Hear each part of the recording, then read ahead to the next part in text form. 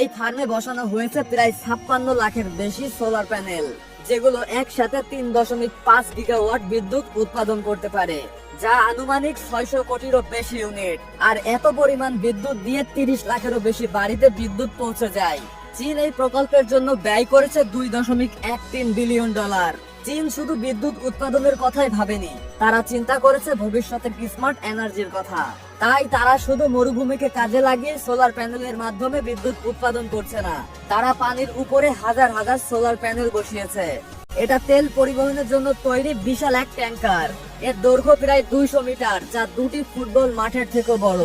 আর এই জাহাজের সবচেয়ে বড় চমক, এর গায়ে লাগানো আছে উইন্ড উইং, যেটা এই জাহাজগুলোর পাল, যার প্রতিটি পাল 30 থেকে 35 মিটার লম্বা, মানে 10 তলা ভবনের সমান উঁচু।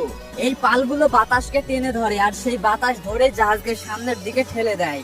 জাহাজ যখন খোলা সমুদ্রে থাকে তখন এই পালগুলোই হয়ে ওঠে জাহাজের আসল চালক।